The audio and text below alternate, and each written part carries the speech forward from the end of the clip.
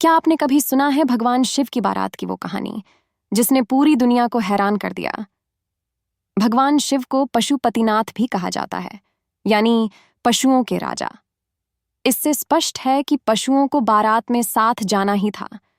भूत पिशाचों से शिव जी की बहुत बनती है, क्योंकि जिससे सारा संसार भय खाता है शिव उसे अपनाते हैं।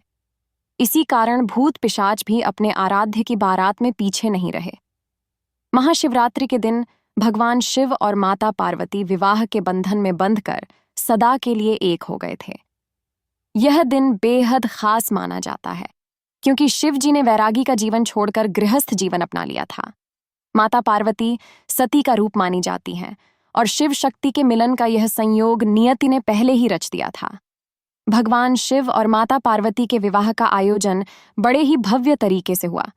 ऐसा कोई प्राणी, पशु या पक्षी नहीं था जो इस अद्भुत बारात में शामिल न हुआ हो। शिव की बारात वाकई अद्भुत थी। देवता और दैत्य दोनों ही इस बारात का हिस्सा थे।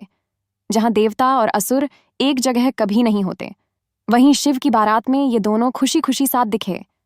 भगवान शिव को पशुपतिनाथ कहा जाता है तो जाहिर है पशुओं को तो उनके साथ जाना ही था।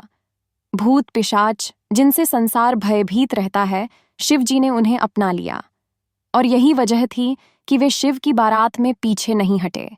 सभी देवी देवता अपने अपने विमानों पर विराजमान होकर शिव जी के विवाह में शामिल होने पहुंचे। अप्सराएं गा रही थीं और पुष्पों की वर्षा हो रही थी। दूल्हे के रूप में शिव के मस्तक पर चंद्रमा, सिर पर गंगा जी, 3 नेत्र, कंठ में विष और छाती पर नरमुंडों की माला। ये दृश्य सच में अद्भुत था। जैसे ही बारात नगर के समीप पहुंची, चहल पहल मच गई। स्वागत के लिए लोग जुटे, लेकिन भगवान शिव की बारात को देख सब भयभीत हो गए। पिशाचों के भयानक चेहरे, किसी का बिना सिर का शरीर, कोई खून से लथपथ तो कोई अत्यधिक मोटा। ये दल यमराज की सेना से कम नहीं लग रहा था। माता पार्वती के अभिभावक पर्वतराज हिमालय और मैना देवी चिंता में पड़ गए। बारात जब द्वार पर पहुंची तो स्त्रियां भागने लगीं। रानी मैनावती व्याकुल हो उठीं और पार्वती के लिए विलाप करने लगीं।